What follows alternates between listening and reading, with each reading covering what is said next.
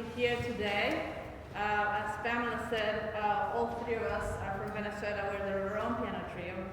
And it's a real treat to be here in this wonderful conference and to be able to present to you the music where we come from. The trio has been for a few years in the process of cataloging, editing, performing, and recording Latin American works. This is the base of our research. And today we wanted to present to you a little snapshot of Venezuelan music in the 20th and 21st century, mostly the 21st century.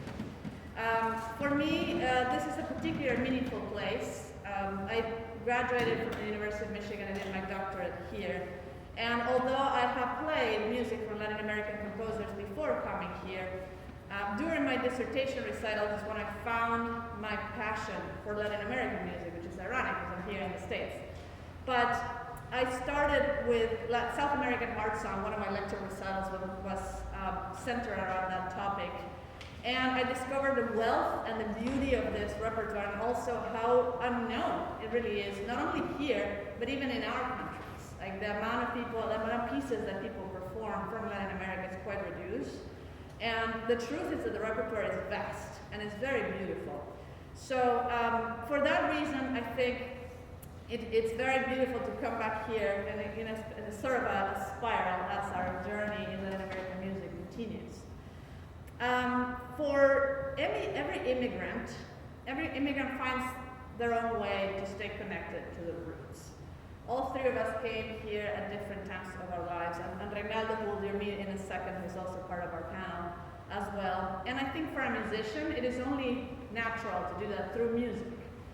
And in the case of Venezuelans, and I'm not going to talk a lot about the Venezuelan crisis because the next panel will be centered around that topic, but especially when you leave your country either because of violence or oppression or looking for better opportunities because you find that you have nowhere to grow or nowhere to go where you are, so you must find a reason or a place to be, which is what happened to all four of us. Then it's not only a need, but almost like a duty. I think for us, Venezuelans, we feel that by presenting this music to you, we're presenting Venezuela under a different light, which is not what you see in the news, which is always fabulous, you know. And it's for us to present Venezuela under a light of beauty, a light of excitement, of richness, of culture, which is why we're here today. So the piece that you just heard is actually just a part of the piece. It's called La Hamaca, which means the hammock, by a Venezuelan composer, Ricardo Lorenz. He's been here in the States for quite a long time. He emigrated before we did. And he has become a very, very well-known composer here in the United States. He was nominated for a Grammy. He just got a request from the LA Philharmonic to write a piece for them. It's going to be premiered in May. And he wrote that piece for us. And the reason behind the piece is it's inspired on a painting by Armando Reverón, which is one of the most renowned Venezuelan artists, which is where the name for our trio comes from. So it's a trio Reverón. And Ricardo says that he read somewhere that music is the language of nostalgia, which is why he chose that particular painting. The hammock is a piece of furniture, if you will, that is present in many different households in Venezuela, from poor households to richer households. So, and it's like a staple of our culture. And then we also chose a piece by Inocente Carreño, who is from a different generation, and Horacio will tell you more about that piece, which will be the second piece in the program. That is a snapshot of Venezuela while democracy was present. Venezuela before the Chavez regime and before the massive exodus of Venezuelans, before 5.9 million Venezuelans left the country in the last 15, 20 years. So Horacio will tell you a little bit about the next piece. Yes, thank you again for hosting us here. It is also a pleasure for me to be here. I also graduated from the University of Michigan, and I was speaking yesterday with one of the professors here, and I told him, you know, because of my circumstances, that it's so hard for me to go back to my country almost impossible. This is the place that I call home because this is the place where I know the most people that I love, and it's very special for me being here. The next piece that we will play is a part of the 3 collection of very short pieces, Miscellaneous, by Inocente Carreño. Inocente Carreño was a very important composer from Venezuela in the time that held most of his activity during the democracy time, the so-called Fourth Republic. Inocente Carreño was born in 1919, and he was a student of Vicente Emilio Sojo, who was a major figure in Venezuelan composition and like most of all teaching, because he taught that, like, I would say virtually every one of the next generation of composers from Venezuela, along those Carreño. Carreño's most known piece, I think, is a piece that is called after his place of birth, Margariteña, the Margarita Island, which is a very beautiful place. That's an orchestral, like a tone poem, just a symphonic poem that has been performed a lot by the Simón Bolívar Symphony, which is a staple orchestra of the El Sistema program, where I come from. So Inocente Carreño's identity is very much linked to El Sistema, which is where I come from. The particular piece that we will play today also has another relationship to me because it was dedicated to my former teacher, William Molina, who was one of the most important teachers and cellists from his generation in Venezuela.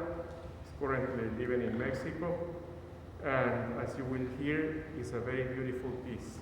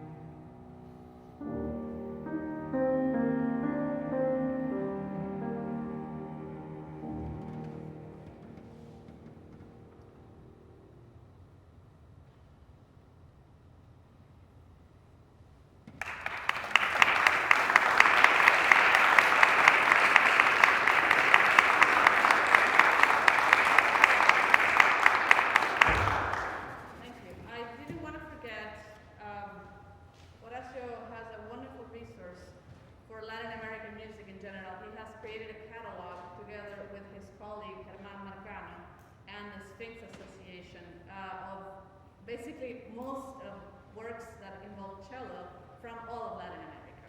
And it's thank you. Hello? Okay, yes.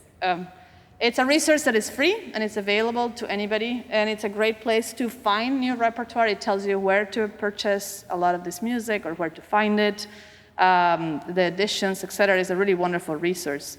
And I'm doing a lot of research in this regard as well, and I have a handout that I usually give to people that are interested in this repertoire that talks about many different composers, living composers and not living composers from all of Latin America, and resources and places to listen and to get this music. So if anybody is interested in discovering more of this, either for yourself or your students, please come find us after this presentation and we can share this with you. That's one of our main goals, is to get more people to perform this music. Yes.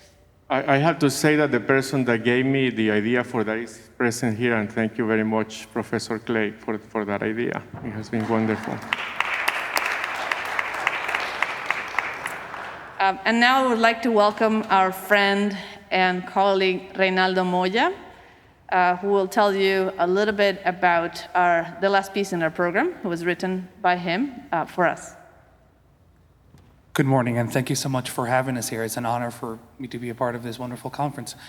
So my story is a little bit different, right? I came to the United States when I was much younger. I was 14. And my identity as a Venezuelan is something that I've had to work in some ways harder to keep, because I've had longer to kind of to hold on to it. And it's interesting how these things, you don't necessarily always think about them right away, but they have a way of kind of sneaking in under the surface. And two things coincided came together for this particular piece, the Diaspora, that you will hear today. The first one was working with these two wonderful Venezuelan musicians, and I think it was the first time that I had written a piece expressly for a premiere by like two Venezuelan musicians, like exclusively Venezuelan musicians. I had worked with Venezuelan musicians before, but it was kind of in the mix with others, and there was something about this collaboration that gave me the freedom to, I guess, explore what that means to me in a different way. And the second thing that happened was the birth of my son, and I will talk a little bit more about that in the later panel today. But both of those things coming together made me really think about what it meant to me to be a Venezuelan in 2019. And the crisis was very much in full flight at that point. My family was mostly there. We were in the process of trying to get my family out of the country and all of that.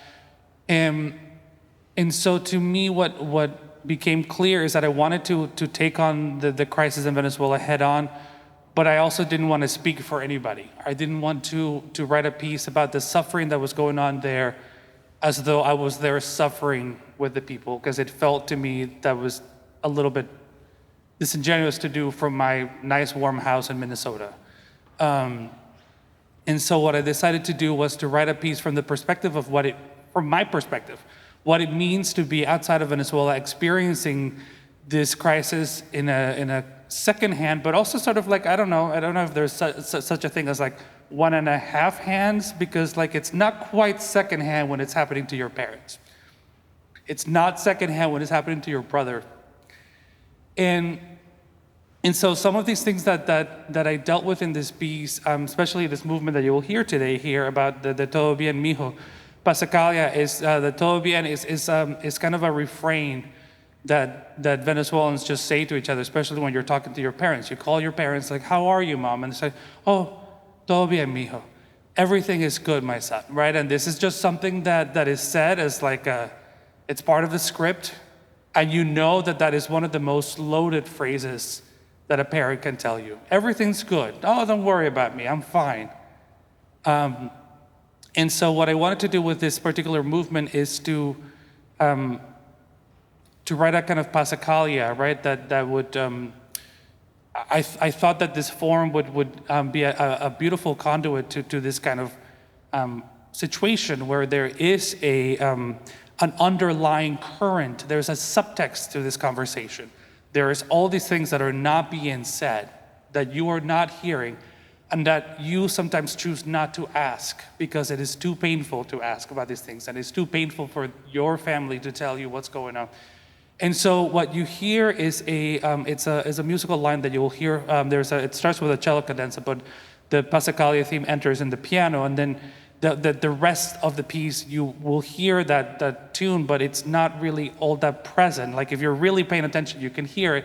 But that's what I wanted to do, right? Is to do something that was first in the text and then in the subtext of the piece, kind of as this undercurrent that is always there, a presence that can be acknowledged or can be chosen not to be acknowledged. And then at the very end, we have a little bit of a kind of a moment of lyricism before we hear sort of like broken echoes of the Venezuelan national anthem. That as to kind of signal, again, just the brokenness of our own identity. And I'll talk a little bit more about what that means to me in particular at the later panel, but for now I'm going to stop talking so you can hear the music. I hope you enjoyed, and thank you so much for being here.